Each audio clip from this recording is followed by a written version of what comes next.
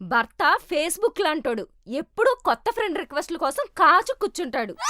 మరి భార్య వాట్సాప్ లాంటిది, నిజానిజాలతో సంబంధం లేకుండా ఈ చెవితో విని ఈ చెవితో చాటింపేసేస్తుంది. భారతదేశంలో ఉన్న భార్యల ప్రాబ్లమ్స్ వీళ్ళకేం తెలుసు?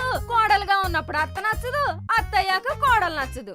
ఈ విషయం మొగుళ్ళకి నచ్చదు. ఒకప్పుడు ఎలాంటి అత్తొత్తదోని కోడళ్ళు భయపడేవారు, కానీ ఇప్పుడు రివర్స్, ఎలాంటి కోడలొత్తదోని అత్తలు భయపెడుతున్నారు. ఈ సీరియల్ ఎఫెక్ట్ ఒకటి ఉందేమో, తెలియకుండా తలుపులేసి చితక్కొట్టేస్తున్నారు. కొట్ర మరి ప్రతిదానికి మధ్యలో దూరిపోతుంటే, పెళ్లి కాకముందే తల్లికి కొడుకు, పెళ్ళయ్యాక పెళ్ళానికి మొగుడు. చూసారా, అసలు ఉమ్మడి కుటుంబాలు విడిపోవడానికి కారణం ఈ పెళ్ళాలి కాదండి. అవసరమైనప్పుడు అన్నయ్య వంక, భార్య అంటే భయం వేసినప్పుడు నాన్న వంక చూసేవాడిని. ఇప్పుడు ఏ వచ్చినా అద్దంలో నా ముఖం నేను చూసుకోవాల్సి వస్తుంది. నువ్వు పోయి విడగొట్రా మరి. మేం పెళ్లిళ్ళు చేసుకొని మా కన్న వాళ్ళని ఉన్న వాళ్ళని వదిలేసి వచ్చేయాలంట. వాళ్ళ మటుకి చిన్నప్పటి నుంచి ఉన్న వాళ్ళతోనే కలిసి ఉంటారంట. భార్య అంటేనే బ్యాలెన్స్ చేసేది. ఇప్పుడు ఈ ఇంటి నుంచి అత్తగారిల్లు ఎంత దూరం, అమ్మగారిల్లు కూడా అంతే దూరం. బ్యాలెన్స్. భార్య అంటే భర్తని బ్యాలెన్స్ చేసేది కాదే, బ్రెయిన్ బ్యాలెన్స్ తప్పింది. బ్యాలెన్స్. భార్యాభర్తలంటే బైక్ లాంటి వాళ్ళు. 2 చక్రాల మధ్య స్టాండ్ ఎంత అవసరమో 2 జీవితాల మధ్య అండర్స్టాండ్ కూడా అంతే అవసరం. అసలు నా కొంపెలా అయిపోవడానికి కారణం నువ్వు కాదే. ఇప్పుడు ఇక్కడ కూర్చుని స్టాండు గీండు అని బ్యాండ్ వేస్తుంది. ఏంటి ఏదో బ్యాండ్ అంటున్నారు? అది రబ్బర్ బ్యాండ్ పెట్టుకోవచ్చు కదా, జుట్టు ఊడిపోతుంది అంటున్నా.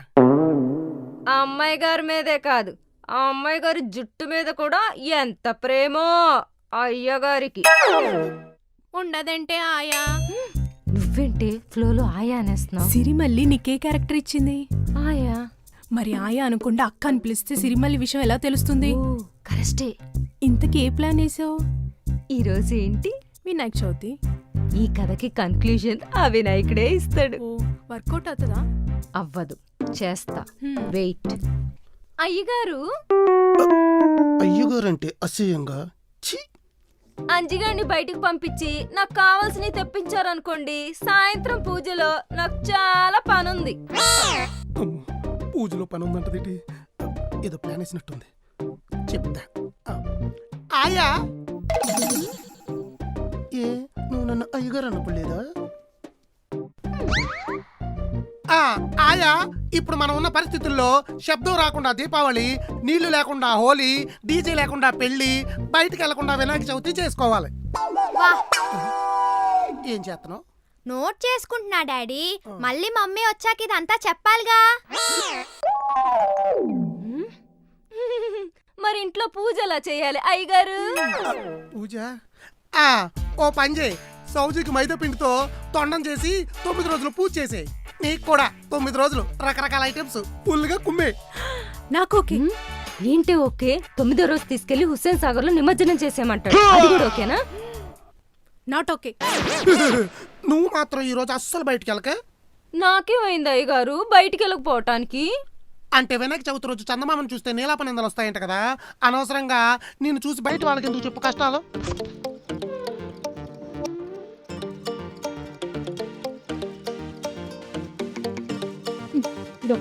ఎంత సీరియస్ సిచ్యువేషన్ లో ఉన్నా సరే కొంచెం పొగడగాని కొవ్వొత్తులో మల్ట్ అయిపోతుంది. మళ్ళీ ఏంటి రత్నం?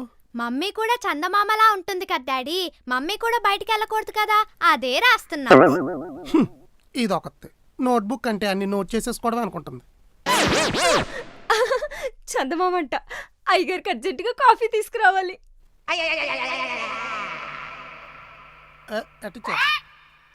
చూసింది అయ్యగారు, పెళ్ళయ్యాక నా జీవితం ఎలా ఉంటుందండి? పెళ్లి జీవితం అనేది పానీపూరి లాంటిదిరా.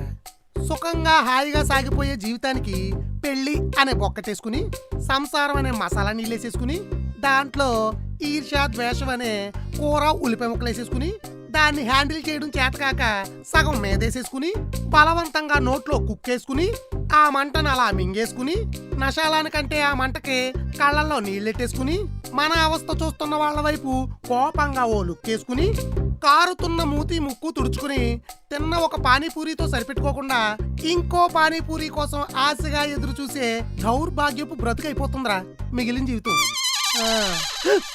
ఏంటి ఇది కూడా నువ్వు చేస్తున్నావా? బ్రహ్మరాతలు, ఆ, నీ సూక్తులు, ఆ, సత్యాలు డాడీ ఆహా. ఉపయోగపడతాయి. అసలు ఇది ఎవరు, ఎందుకు వచ్చింది, ఏం చేస్తుంది? ఆ, అంటే అయ్యగారు ఆ, పెళ్లి జీవితం గురించి తెలుసుకోవాలనుకుంటే ముందు నేను పానీపూరి బండి పెట్టాలన్నమాట. ఇంత పెద్ద డైలాగ్ చెప్తే పానీపూరి బండి ఎట్టుకుంటానంటావా? వెళ్ళిపోరా, వెళ్ళిపో ఇక్కడి నుంచి.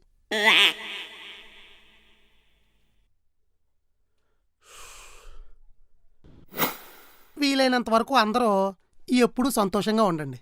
ఎందుకంటే ఎవరికెప్పుడు పెళ్ళి అయిపోద్దో తెలియదు కదా.